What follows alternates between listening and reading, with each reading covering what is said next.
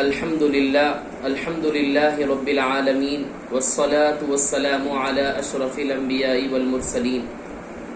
وعلى آلہ وصحبہ اجمعین اما بعد فاعوذ باللہ من الشیطان الرجیم بسم اللہ الرحمن الرحیم والفجر وليال عشر والشفع والوتر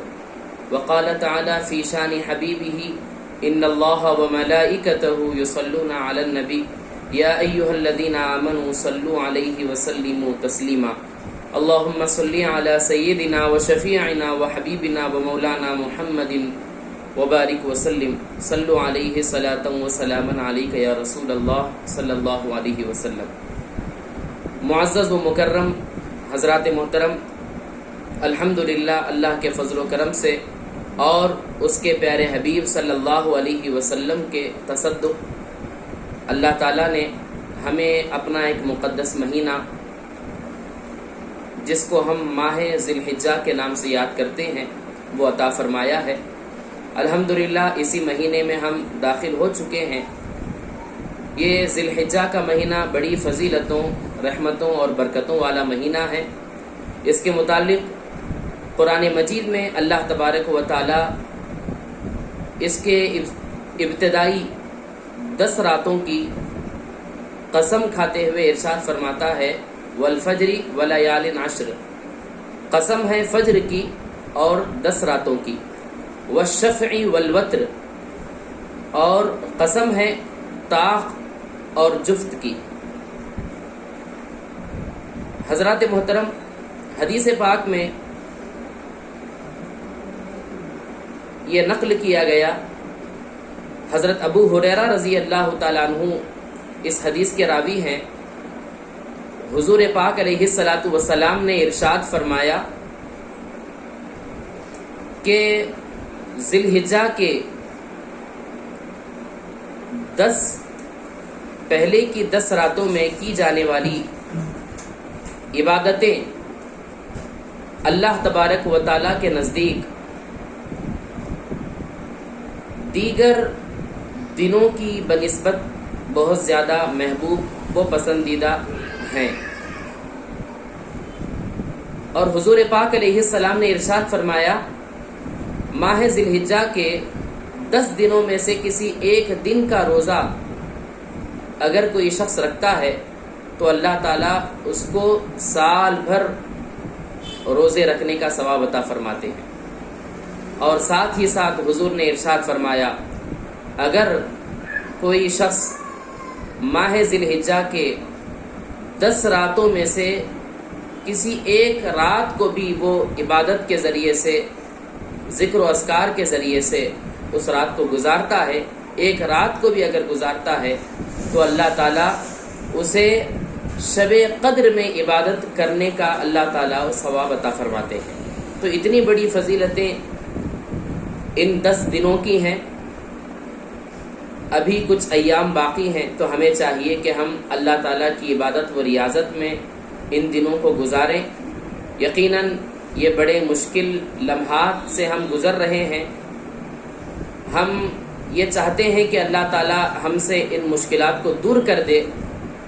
ان مصیبتوں کو دور کر دے، تو ہمیں چاہیے کہ ہم اللہ تعالیٰ کی عبادت و بندگی میں اپنی زندگی کو گزاریں، اور ان لمحات کو غنیمت جانتے ہوئے ان 10 دنوں میں سے کسی ایک دن بھی روزہ رکھیں، اور 10 راتوں میں سے کسی ایک رات میں اللہ تعالیٰ کی بارگاہ میں عبادت کرتے ہوئے گزاریں، تو یقیناً اللہ تعالیٰ اس کا بہت بہترین اجر و ثواب ہمیں عطا فرمائیں گے۔ حضرات محترم، میری یہ گزارش آپ سے ہے کم از کم آپ یوم عرفہ کا روزہ رکھیں، یعنی 9 ذی الحجہ کا دن کا روزہ آپ ضرور رکھیں۔ اس سال جمعہ کا دن آ رہا ہے تو جمعہ کے دن آپ ایک نفل روزہ رکھیں، ہو سکے تو۔ حضور پاک علیہ السلام ارشاد فرماتے ہیں کہ جس نے یوم عرفہ کا روزہ رکھا تو اللہ تعالیٰ اس کے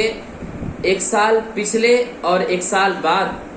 والے تمام گناہوں کو معاف فرما دیتے ہیں، یعنی 1 سال پچھلے گناہوں کو بھی معاف فرما دیتے ہیں، 1 سال بعد کے گناہوں کو بھی اللہ رب العزت معاف فرما دیتے ہیں۔ اتنی بڑی فضیلت یوم عرفہ کے روزے رکھنے کی ہے، تو آپ جمعہ کے دن روزہ رکھیں،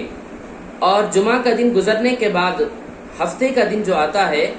وہ دن یوم نحر کا دن ہے، جس کو ہم عید الاضحیٰ کے نام سے یاد کرتے ہیں۔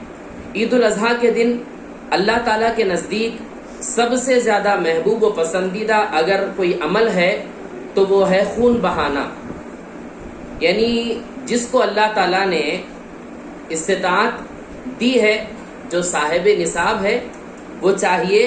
کہ وہ عید الاضحیٰ کے دن اللہ کی بارگاہ میں ایک جانور کا خون بہائے اپنے نام سے۔ اللہ تعالیٰ اس عمل کو بہت زیادہ پسند فرماتا ہے۔ ایک مرتبہ صحابہ کرام رضوان اللہ علیہ مجمعین حضور اکرم صلی اللہ علیہ وسلم کی بارگاہ میں حاضر ہوئے، عرض کرنے لگے یا رسول اللہ ما هذه الاضاحی، یہ ذبح کیا چیز ہے؟ تو حضور نے فرمایا سنت ابیکم ابراہیم، یہ تمہارے والد ابراہیم علیہ السلام کی سنت ہے۔ پھر صحابہ کرام عرض گزار ہوئے فما لنا فیہا یا رسول اللہ، یا رسول اللہ ہمیں اس سے کیا فائدہ ہوگا؟ تو حضور نے ارشاد فرمایا بکل شعرۃ حسنہ، ہر ایک بال کے عوض اللہ تعالیٰ ایک نیکی عطا فرماتے ہیں، یعنی جس دمبے کو بھی تم ذبح کرتے ہو اس دمبے کے اوپر جو بال رہتے ہیں، یا جس جانور کو آپ ذبح کر رہے ہو جس کو شریعت نے حلال رکھا ہے اور جو قربانی کے لیے جائز ہیں، تو ان جانوروں میں سے کسی جانور کو بھی تم ذبح کرتے ہو اور اس جانور کے جسم پر جو بال ہوتے ہیں، اگر تم